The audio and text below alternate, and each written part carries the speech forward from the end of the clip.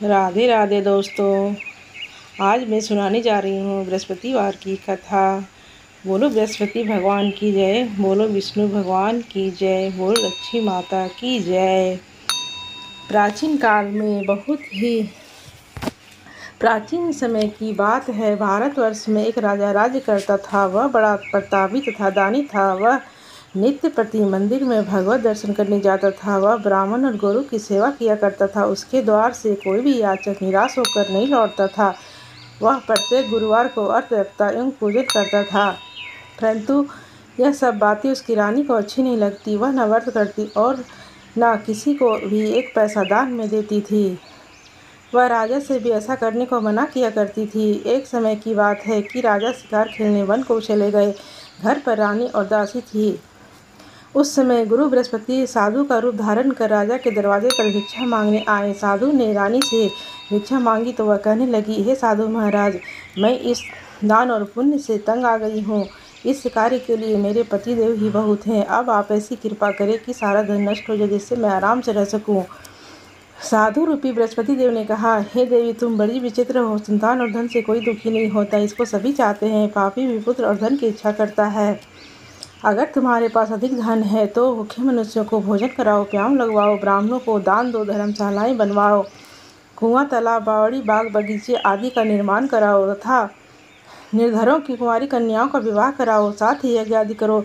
इस प्रकार के कर्मों से आपके कुल का और आपका नाम परलोक में सार्थक होगा एवं स्वर्ग की प्राप्ति होगी। परंतु रानी साधु की इन बातों से खुश नहीं हुई। उसने कहा, हे साधु महाराज, मुझे ऐसे धन की आवश्यकता नहीं जिसको मैं अन्य लोगों को दान दूं तथा जिसको रखने और संभालने में ही मेरा सारा समय नष्ट हो जाए। साधु ने कहा, हे देवी, यदि तुम्हारी ऐसी ही इच्छा है तो जैसा मैं तुम्हें बताता हूँ तुम वैसा ही करना। बृहस्पतिवार के दिन घर को गोबर से लीपना, अपने केसों को पीली मिट्टी से धोना, केसों को धोते समय स्नान करना, राजा से कहना वह हजामत करवाए, भोजन में मांस मदिरा खाना, कपड़ा धोबी के यहाँ धुलने डालना। इस प्रकार 7 बृहस्पतिवार करने से तुम्हारा सारा धन नष्ट हो जाएगा। यह कहकर साधु महाराज रूपी बृहस्पति देव अंतर्ध्यान हो गए। रानी ने साधु के कहने के अनुसार 7 बृहस्पतिवार तक वैसा ही करने का विचार किया। साधु के बताए अनुसार कार्य करते हुए केवल 3 बृहस्पतिवार ही बीते थे कि उसकी समस्त धन संपत्ति नष्ट हो गई। भोजन के लिए दोनों समय परिवार तरसने लगा तथा संसारी भोगों से दुखी रहने लगा। तब राजा ने रानी से कहा, हे रानी, तुम यहाँ रहो, अब मैं प्रदेश जा रहा हूँ, वहाँ कोई काम धंधा करूँगा, शायद हमारा भाग्य बदल जाए। ऐसा कहकर राजा प्रदेश चला गया। वह वहाँ जंगल से लकड़ी काट कर लाता और शहर में बेचकर अपना जीवन व्यतीत करने लगा।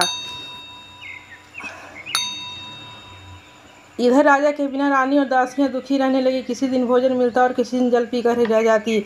एक समय रानी और दासियों को 7 दिन बिना भोजन के व्यतीत करना पड़ा।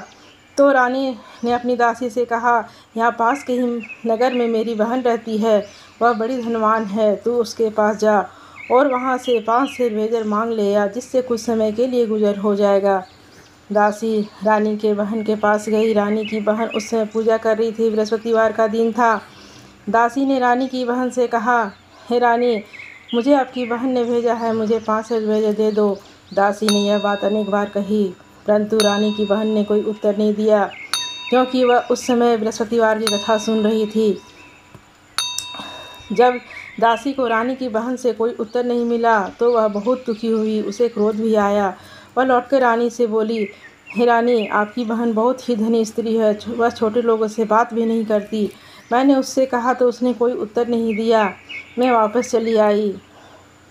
रानी बोली, हे दासी, इसमें उसका कोई दोष नहीं है। जब बुरे दिन आते हैं तब कोई सहारा नहीं देता। अच्छे बुरे का पता विपत्ति में ही लगता है। जो ईश्वर की इच्छा होगी यही होगा। यह सब हमारे भाग्य का दोष है।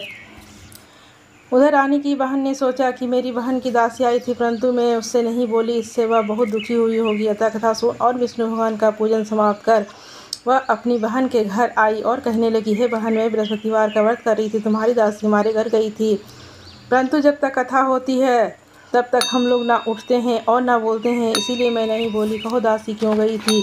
दासी बोली,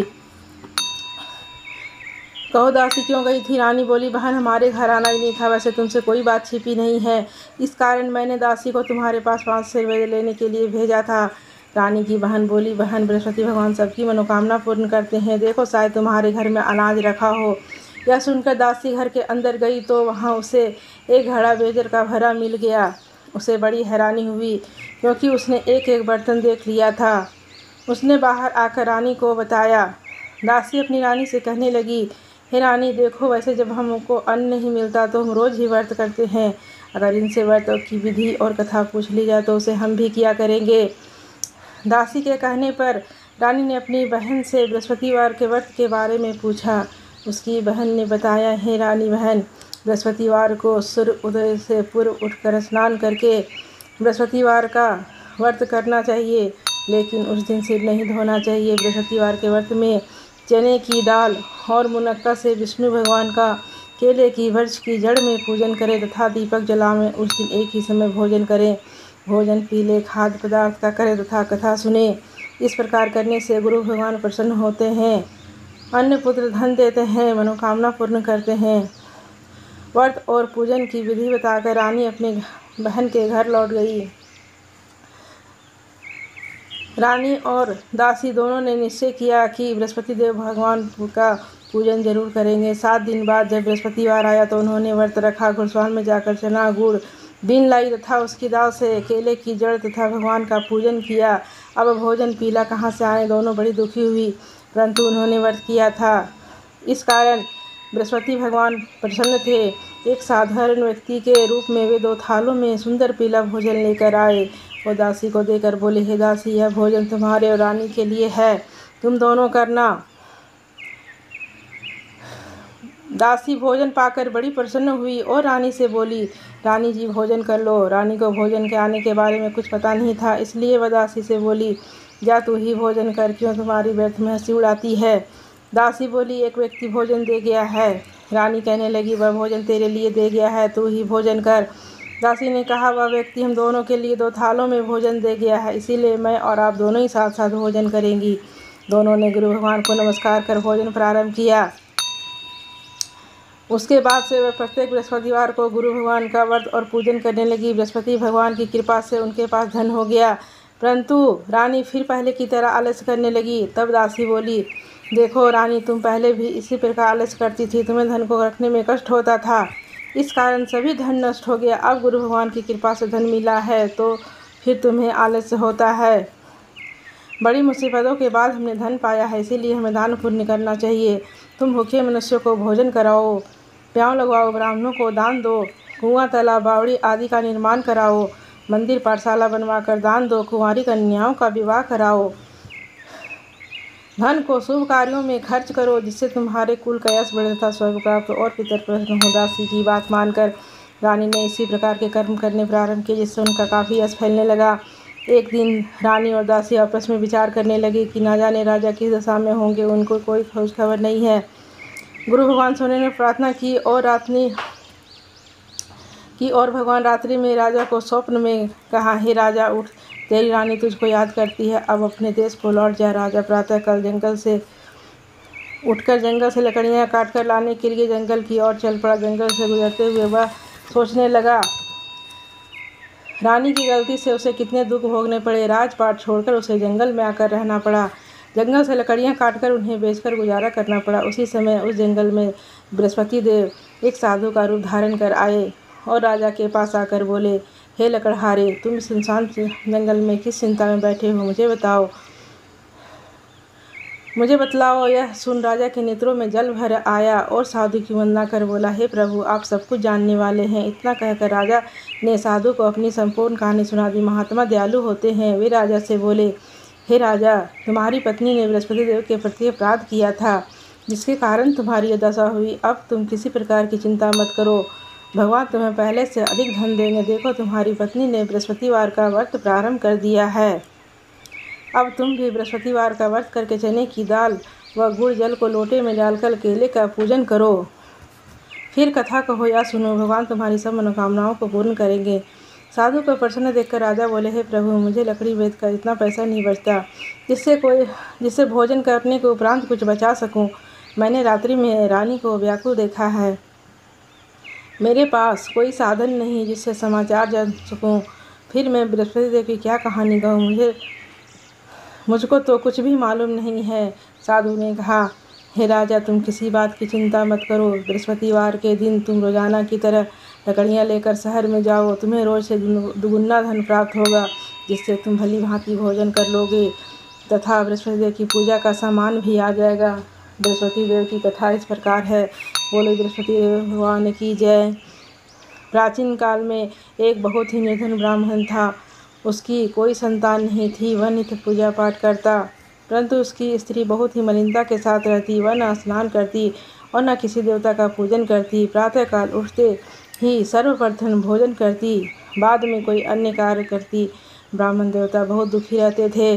पत्नी को बहुत समझाते, किंतु उसका कोई परिणाम न निकलता। भगवान की कृपा से ब्राह्मण की स्त्री को एक कन्या उत्पन्न हुई। वह कन्या अपने पिता के घर में बड़ी होने लगी। वह बालिका प्रातः स्नान करके भगवान विष्णु का जाप करती। वह बचपन से ही बृहस्पतिवार का व्रत भी करने लगी। पूजा पाठ समाप्त कर स्कूल जाते समय अपनी मुट्ठी में जौ भर कर ले जाती और पाठशाला जाने के मार्ग में डालती जाती। वही जौ स्वर्ण के हो जाते तो उनको बीनकर घर ले आती। एक दिन वह बालिका सूप में उन सोने की जौ को फटक कर साफ कर रही थी। तभी उसकी माँ ने देख लिया और कहा, हे बेटी, सोने की जौ को फटकने के लिए सोने का सूप होना चाहिए। दूसरे दिन गुरुवार था। इस कन्या ने व्रत रखा और बृहस्पति देव से प्रार्थना करके कहा, हे प्रभु, यदि मैंने सच्चे मन से पूजा करी हो तो सोने का सूप दे दो। बृहस्पति देव ने उसकी प्रार्थना स्वीकार कर ली। रोजाना की तरह वह कन्या जौ फैलाती हुई स्कूल चली गई। स्कूल से लौटकर जब जौ बीन रही थी तो बृहस्पति देव की कृपा से उसे सोने का सूप मिला। उसे वह घर ले आई और उससे जौ साफ करने लगी, परंतु उसकी माँ का वही ढंग रहा। एक दिन की बात है। वह कन्या सोने के सूप में जौ साफ कर रही थी। उस समय उस नगर का राजकुमार वहाँ से होकर निकला। इस कन्या के रूप और सोने के सूप में जौ को साफ करते देखकर वह उस कन्या पर मोहित हो गया। राजमहल आकर भोजन तथा जल त्याग कर उदास होकर लेट गया। राजा को जब राजकुमार द्वारा अन्न जल त्यागने का समाचार ज्ञात हुआ तो अपने मंत्रियों के साथ अपने पुत्र के पास गए और बोले, हे पुत्र, तुम्हें किस बात का कष्ट है? किसी ने अपमान किया है अथवा कोई और कारण है? मुझे बताओ, मैं वही करूँगा जिससे तुम्हें प्रसन्नता हो। राजकुमार ने अपने पिता की बातें सुनी तो वह बोला, मुझे आपकी कृपा से किसी बात का दुख नहीं है। किसी ने मेरा अपमान नहीं किया है, परंतु मैं उस लड़की के साथ विवाह करना चाहता हूँ जो सोने के सूप में जौ साफ कर रही थी। यह सुन राजा आश्चर्य में पड़ गया और बोला, हे बेटा, इस तरह की कन्या का पता तुम ही लगाओ। मैं उसके साथ तुम्हारा विवाह अवश्य करवा दूंगा। राजकुमार ने राजा को उस लड़की के घर का पता बतलाया। मंत्री उस लड़की के घर गया और राजा का आदेश ब्राह्मण को सुनाया। कुछ ही दिन बाद ब्राह्मण की कन्या का विवाह राजकुमार के साथ संपन्न हो गया। कन्या के घर से जाते ही उस ब्राह्मण देवता के घर में पहले की भांति गरीबी का निवास हो गया। अब भोजन के लिए भी अन्न बड़ी मुश्किल से मिलता था। एक दिन दुखी होकर ब्राह्मण अपनी पुत्री से मिलने गया। बेटी ने पिता की दुख की अवस्था को देखा और अपनी माँ का समाचार पूछा। ब्राह्मण ने सभी हाल कहा। कन्या ने बहुत सा धन देकर अपने पिता को विदा कर दिया। इस तरह ब्राह्मण का कुछ समय सुखपूर्वक व्यतीत हुआ, लेकिन कुछ ही दिन बाद फिर वही हाल हो गया। ब्राह्मण फिर अपनी कन्या के यहाँ गया और सभी हाल कहा तो पुत्री बोली, हे पिताजी, आप माताजी को यहाँ लिवा लाओ। मैं उन्हें वह विधि बता दूंगी जिससे गरीबी दूर हो जाए। ब्राह्मण देवता अपनी स्त्री को साथ लेकर अपनी पुत्री के पास राजमहल पहुँचे तो पुत्री अपनी माँ को समझाने लगी, हे माँ, तुम प्रातः काल उठकर प्रथम स्नान आदि करके विष्णु भगवान का पूजन करो तो सब दरिद्रता दूर हो जाएगी। परंतु उसकी माँ ने उसकी एक बात नहीं मानी। वह प्रातःकाल उठकर अपनी पुत्री की बच्ची की जूठन खा लेती थी। एक दिन उसकी पुत्री को बहुत गुस्सा आया। उसने एक रात एक कोठरी से सारा सामान निकाल दिया और अपनी माँ को उसमें बंद कर दिया। प्रातः उसमें से निकाला तथा स्नान आदि करा के पूजा पाठ करवाया तो उसकी माँ की बुद्धि ठीक हो गई। इसके बाद से वह नियम से पूजा पाठ करती और प्रत्येक बृहस्पतिवार को व्रत रखने लगी। इस व्रत के प्रभाव से उसकी माँ भी बहुत धनवान हो गई। बृहस्पति देवता के प्रभाव से सर्व खो गई। वह ब्राह्मण भी सुखपूर्वक इस लोक का सुख भोग कर सर्व को प्राप्त हुआ। इस तरह कहानी कहकर साधु देवता वहाँ से लोप हो गए। धीरे धीरे समय व्यतीत होने पर बृहस्पतिवार का दिन आया। राजा जंगल से लकड़ी काटकर किसी शहर में बेचने गया। उसे उस दिन और दिनों से अधिक धन मिला। राजा ने चना गुड़ आदि लाकर बृहस्पतिवार का व्रत किया। उस दिन से उसके सभी कलेश दूर हो गए। परंतु जब अगला गुरुवार का दिन आया तो वह बृहस्पतिवार का व्रत करना भूल गया। इस कारण बृहस्पति देव भगवान नाराज हो गए। उस दिन उस नगर के राजा ने विशाल यज्ञ का आयोजन किया था तथा समस्त राज्य में घोषणा करवा दी कि कोई भी मनुष्य अपने घर में भोजन ना बनाए तथा आग भी ना जलाएं। समस्त लोग मेरे यहाँ भोजन करने आवे। इस आज्ञा को जो ना मानेगा उसको फांसी की सजा दी जाएगी। राजा की आज्ञा अनुसार राज्य के सभी वासी राजा के भोज में सम्मिलित हुए, लेकिन लकड़हारा कुछ देर से पहुंचा, इसलिए राजा उसको अपने साथ महल में ले गए। जब राजा लकड़हारे को भोजन करा रहे थे तो रानी की दृष्टि उस खुट्टी पर पड़ी जिस पर उसका हार लटका हुआ था। उसे हार खुट्टी पर लटका दिखाई नहीं दिया। रानी को निश्चय हो गया कि मेरा हार इसी लकड़हारे ने चुरा लिया है। उसी समय सैनिक बुलवाकर उसको जेल में डलवा दिया। जब लकड़हारा जेल खाने में गया तो बहुत दुखी होकर विचार करने लगा कि ना जाने कौन से पूर्व जन्म के कर्म से मुझे यह दुख प्राप्त हुआ है, और उसी साधु को याद करने लगा जो जंगल में मिला था। तत्काल बृहस्पति देव साधु के रूप में प्रकट हो गए और उसकी दशा देखकर कहने लगे, अरे मूर्ख, तूने बृहस्पति देव की कथा नहीं कही, इसी कारण तुझे दुख प्राप्त हुआ है। अब चिंता मत कर। बृहस्पतिवार के दिन जेल खाने के दरवाजे पर 4 पैसे पड़े मिलेंगे, उनसे तू बृहस्पति देव की पूजा करना, तेरे सभी कष्ट दूर हो जाएंगे। अगले बृहस्पतिवार उसे जेल के द्वार पर 4 पैसे पड़े मिले। राजा ने पूजा का सामान मंगवाकर कथा कही और प्रसाद बांटा। उसी रात्रि को बृहस्पति देव ने उस नगर के राजा को स्वप्न में कहा, हे राजा, तूने जिस आदमी को जेल खाने में बंद कर दिया है वह निर्दोष है, वह राजा है, उसे छोड़ देना। रानी का हार उसकी खुट्टी पर लटका हुआ है। अगर तू ऐसा नहीं करेगा तो मैं तेरे राज्य को नष्ट कर दूंगा। राजा प्रातःकाल उठा और खुट्टी पर हार टंगा देखकर लकड़हारे को बुलाकर क्षमा मांगी तथा राजा के योग सुंदर वस्त्र आभूषण भेंट कर उससे विदा किया। गुरुदेव की आज्ञा अनुसार राजा अपने नगर को चल दिया। राजा जब नगर के निकट पहुंचा तो उसे बड़ा ही आश्चर्य हुआ। नगर में पहले से अधिक बाग, तालाब और कुएं तथा बहुत सी धर्मशालाएं, मंदिर आदि बने हुए थे। राजा ने पूछा कि यह किसका बाग और धर्मशाला है। तब नगर के सब लोग कहने लगे कि यह सब रानी और दासी के द्वारा बनवाए गए हैं। राजा को आश्चर्य हुआ और गुस्सा भी आया। जब रानी ने खबर सुनी कि राजा आ रहे हैं तो उसने अपनी दासी से कहा, हे दासी, देख, राजा हमको कितनी बुरी हालत में छोड़ गए थे, वह हमारी ऐसी हालत देखकर लौट न जाए, इसीलिए तू दरवाजे पर खड़ी हो जा। रानी की आज्ञा अनुसार दासी दरवाजे पर खड़ी हो गई। जब राजा आए तो उन्हें अपने साथ महल में लिवा लाई। राजा ने क्रोध करके अपनी तलवार निकाली और रानी से पूछने लगा, बताओ, यह धन तुम्हें कैसे प्राप्त हुआ है। तब रानी ने बतलाया, हमें यह सब धन बृहस्पति देव के व्रत के प्रभाव से प्राप्त हुआ है। राजा ने तब निश्चय किया कि 7 रोज बाद तो सभी बृहस्पति देव का पूजन करते हैं, परंतु मैं रोजाना दिन में 3 बार कथा कहा करूँगा, रोज व्रत किया करूँगा। अब हर समय राजा के दुपट्टे में चने की दाल बंधी रहती तथा दिन में 3 बार कथा कहता। एक रोज राजा ने विचार किया कि चले अपनी बहन के यहाँ हो आवे। इस तरह का निश्चय कर राजा घोड़े पर सवार हो अपनी बहन के यहाँ चल दिया। मार्ग में उसने देखा कि कुछ आदमी एक मुर्दे को लिए जा रहे हैं। उन्हें रोककर राजा ने कहा, अरे भाइयों, मेरी बृहस्पतिवार की कथा सुन लो। वे बोले, लो, हमारा तो आदमी मर गया है, इसको अपनी कथा की पड़ी है। परंतु कुछ आदमी बोले, अच्छा कहो, हम तुम्हारी कथा भी सुनेंगे। राजा ने दाल निकाली और कथा कहनी शुरू कर दी। जब कथा आधी हुई तो मुर्दा हिलने लगा और जब कथा समाप्त हुई तो राम राम करते हुए मुर्दा खड़ा हो गया। राजा आगे बढ़ा, उससे चलते चलते शाम हो गई। आगे मार्ग में उसे एक किसान खेत में हल चलाता मिला। राजा उससे बोला, अरे भैया, तुम मेरी बृहस्पतिवार की कथा सुन लो।